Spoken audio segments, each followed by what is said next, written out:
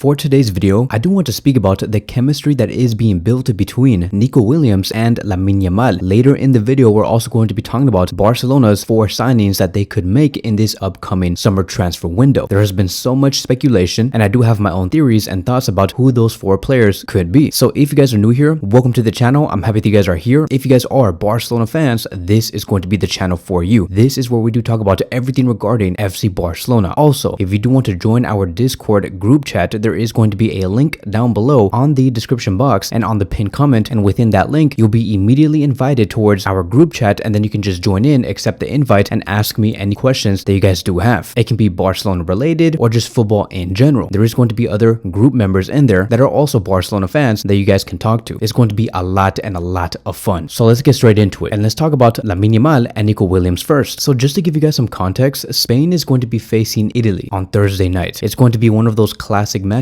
because every 3 to 4 years we do see a match like this. One of my favorite matches that I have seen so far in my lifetime was back on July 1st, 2012 when Spain beat Italy 4-0. I was a fan of both national teams, but Spain were the better team on that night because when we saw Spain announce an 11 that had Xavi, Busquets, Xabi Alonso, Iniesta, and Fabregas starting, there was just no way any national team would be able to defeat a Spain team like that. And I feel like we are seeing the exact same thing with this current Spanish national team right now. And I'm not talking about in terms of levels or roles, I'm just talking about in terms of talent, because the amount of talent that is rising in this Spain team today, it has been immense. Look at Alejandro Balde, look at Cubarsí, Zubimendi, Pedri, Fermin Lopez, Nico Williams, Lamine Yamal. I could have also said Ansu Fati, but we just don't know how his future is going to be unfolding. But there are so many youngsters blossoming into this current Spanish generation. As a matter of fact, I even forgot to call out Gavi. Gavi is also another monster that Spain is assembling. Now, a lot of these players that I have just named are not even in the Euros today. Like for example, Balde, Cubarsí, Gavi, they're not there, not even Ansu Fati. But you better bet that within these next 2 to 3 Euros and World Cups, most of these youngsters are going to be seen. So they are going to be a lot of fun to watch. And recently, because the match is coming so soon, between Spain and Italy, the press have been calling for interviews for both Nico Williams and Lamine Yamal. They have also asked questions for Fermin Lopez. And I do want to expand on those interviews that they have had because there were a lot of Barcelona references. Starting with Lamine Yamal, this is what Yamal had to say. I guess my teachers will send me notes online because it depends on how far we go in the Euros, which I hope we do. If we reach the final, I will no longer be able to go to class. I hope my teachers would be happy with me and still approve me. So it's crazy to even think about that. The fact that Lamine Yamal is in the middle of the Euro tournament, he still has to do homework when he does come back from those games. Like if that was me and I just finished playing the Euros, my adrenaline, my anxiety, and everything would be going through the roof. I would have never been able to focus on just homework, and especially right after you just finished a Euro match, because that is the only thing I would be thinking about once I do finish my game. But Yamal still has to do his homework. And yes, if you guys do not know who Lamine Yamal is till this day, yes, he is only 16 years old. He's barely going to be turning 17 in a few months, and he's still trying to finish high school. It goes to show just how young this player is, but at the same time how talented he is and where he could go in the future. Then he continues to say, I do hope to become a legend of Barcelona and play here for many more years. So this is giving us reassurance that he is not going anywhere. He only wants to succeed at Barcelona and nowhere else. This is the reason why a renewal took place. He renewed with Barcelona until the summer of 2026, and when he does turn 18, which will be next year, his contract is automatically going to be extended for a further 4 to 6 years. It has been said that the contract that he did sign is a total for 8 years. Barcelona cannot really announce that and say that they have signed Lamine Yamal until past 2030 only because he is 16 years old. There is some rules and regulations that Barcelona have to settle with, and so Barcelona could have easily sold Lamine Yamal this summer. Like if Barcelona wanted to fix their finances and bring in great income to introduce 7 new players this summer, they could have just sold Lamine Yamal. PSG offered Barcelona 200 million euros for the player, and Barcelona said, no, we are okay. There's no reason for us to sell Lamine Yamal. He is just too talented. You can't put a price on this player, which is true. Like not even 200 million euros can convince us that Yamal should leave to go to PSG. Yamal is worth way more than that, because you know what Barcelona is going to be gaining besides 200 million euros? It is going to be actual trophies, with Lamine Yamal being the face of all of it. And it could have been, right, if Barcelona wanted to sell Lamine Yamal, it could have been Barcelona's second biggest sale in their history, right behind Neymar Jr. back in 2017, who was actually a player that was sold to PSG. So that is not going to be happening. Lamine Yamal continues to say that I have spoken with Hansi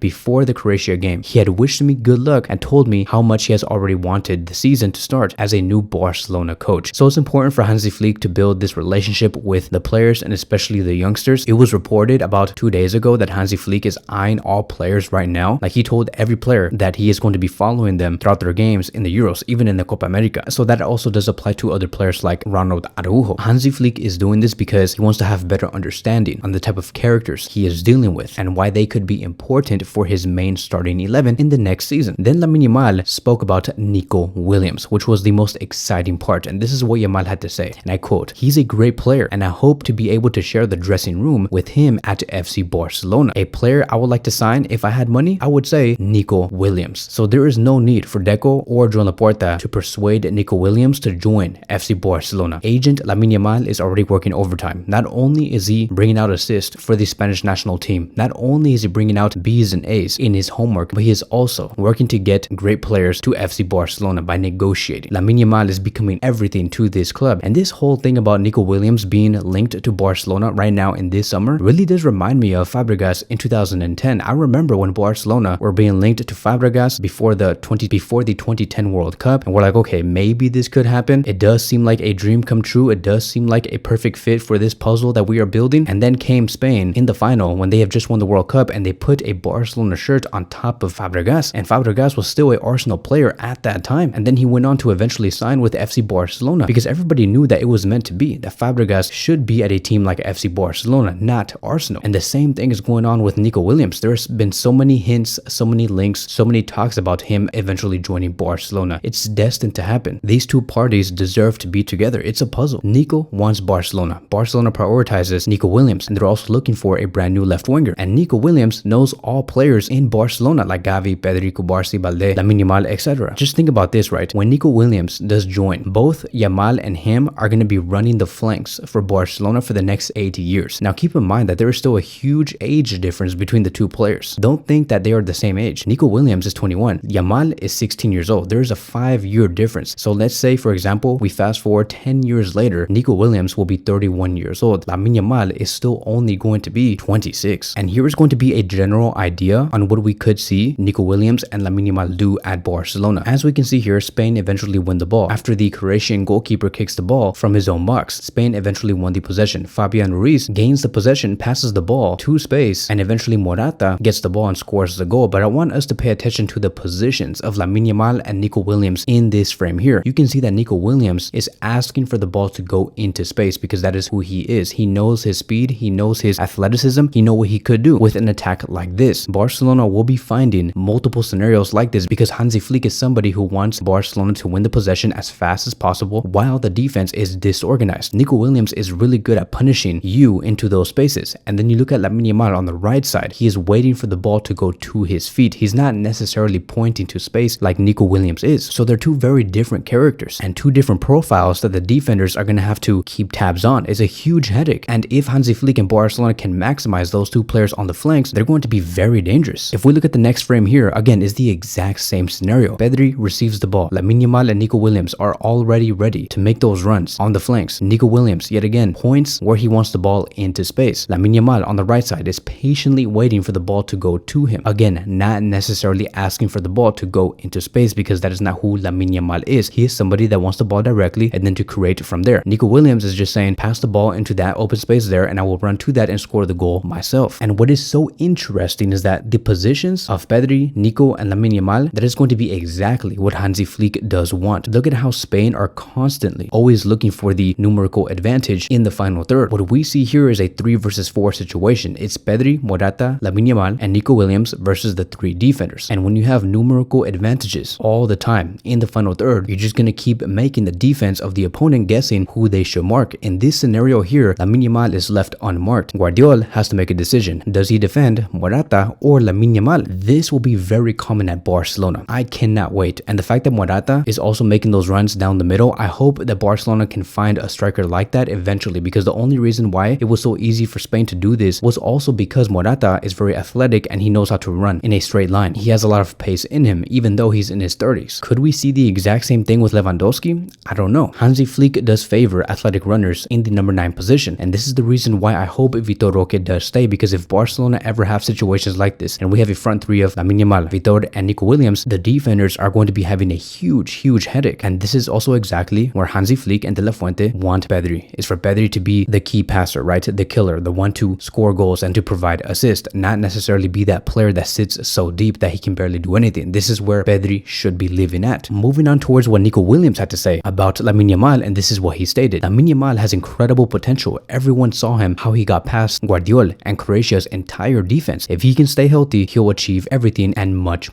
more. So it's nice to see. There's definitely chemistry there, and you can just tell that they are best friends. Moving on towards Fermin Lopez. Fermin Lopez also stated to Mundo Deportivo, and I quote, "I have seen the teams which Hansi Flick has managed. I think he's a great coach, and I'm sure he'll help us win titles this year." Then he continues, "I would be very happy to sign a new contract with Barcelona. This club has been my dream since I was a child." So I strongly believe that his role under Hansi is going to be the number 10 position, to be exchanging roles with either Gundogan or Pedri. I do have my early theories. I'm not going to lie. I do think that maybe there's a chance that he can play in the number 9 role. And I say that because he's athletic, he can run into space, he knows how to shoot the ball from very far away outside the box. And we have seen this done before. We have seen Müller take on the number 9 position. Fabregas also take on the number 9 position. They have done it before. Like, this is nothing new. Like, to have a midfielder go into the number 9 position, it's what we call a false 9. Fermin Lopez could do that if he wants to gain more minutes and if Hansi Flick wants to give him more opportunities. Now, lastly, I do want to move on towards the 4 players that Barcelona could be signing. Now, to start things off, it has been stated according to Sky Sport that Stuttgart want a minimum of 50 million euros for Angelo Stiller, who is a defensive midfielder. Otherwise, if no club can give that amount, he's considered a unsellable player. So I don't think that Barcelona are going to be going for this player, and especially at 50 million euros. Barcelona were looking to sign Angelo for around 30 to maybe even 25 million euros, but it's not going to happen. I understand that he has worked with Hansi Flick before, and I understand why. He could have been easily considered as a favorable player under Hansi and many Barcelona fans, but it's just, I don't think it's going to happen. I think that with 50 million euros, you can get so much better and bring so much more experience, which is now going to lead me towards what The Athletic had to write about who Barcelona are aiming to get. And let me tell you, they did not name Angelo Stiller. This is what they have said. Luis Diaz, Joshua Kimmich, Nico Williams, Martin Zubimendi, and Mikel Merino are all Barcelona targets that have been mentioned in recent days. All these players have price tags, which put them out of Barcelona's reach at the very moment. And so the reason why they have said at the very moment is because Barcelona is currently waiting to see whether Nike can give the green light to the club. All La Liga have to say is, yes, you guys are allowed to spend whatever you guys do want, and for every million that you guys gain or have, you can spend that exact amount. Before, Barcelona were in a situation where every time they had or gained 1 million euros, they were only limited to spend 25% of those 1 million euros. Barcelona, Joan Laporta, Deco, Rafa Yuste are all very confident that they can get into a position where they can spend as much as they need to really reinforce the squad and back Hansi Flick fully. Of course, we're not going to be hearing any reports or any people within Barcelona try to promise to us that yes, Barcelona will for sure be able to sign whoever they want, because they don't want to overpromise anything. Everybody right now is just assuming that Barcelona cannot sign anybody, because at the end of the day, we just don't know what La Liga is going to be saying. But The Athletic have reported that those are going to be the players, and Barcelona have already prepared 4 new signings in case La Liga do give the green light, and they have also prepared 4 exits. And I believe those 4 exits are going to be Sergio Roberto, Oriol Romeu, Marcos Alonso, and Ferran Torres. Keep in mind that Barcelona are also going to be showing to La Liga what other sources of income they're going to be gaining in the upcoming season that would hopefully convince La Liga that they could spend a good amount this summer. And I think that Barcelona are going to be signing these 4: Nico Williams, Joshua Kimmich, Mikel Merino, and Zubimendi, meaning that in total, Barcelona are going to be looking at spending 180 million euros in this summer. And of course, Barcelona cannot just say, we want to get these players and spend this amount. They have to show proof why they have the capability to do so. For example, Barcelona are going to be proposing the Libero deal. They're also going to be proposing the Nike deal. They're also going to be proposing the Spotify Camp Nou. They're going to be opening the stadium in December 2024, or if not, January 2025. If Barcelona are given the green light to sign these 4 players and spend the 180 million euros to reinforce this squad, I don't know if you guys can tell, but these 4 players are a direct reinforcement and upgrade to the 4 players they will be letting go of. Nico Williams is going to be an upgrade to Ferran Torres. Kimmich is going to be taking on the role of Sergio Roberto. Sergio Roberto can play as a right back. He can also play as a midfielder. Joshua Kimmich can do the exact same thing. It's an upgrade. Mikel Merino will be an upgrade to Oriol Romeu, who is going to be a backup within the CDM spot. And then you have Zubimendi, who is also going to give us, finally, right, an essence of Sergio Busquets, a defensive midfielder that Barcelona have been missing for a very long time. Of course, it's not going to be easy. Of course, Barcelona do need certain things to take place first, but these 4 signings are going to be my best bet. And so that is it. That is going to be wrapping up today's video. Thank you guys so much for watching, and I will see you guys in the next one.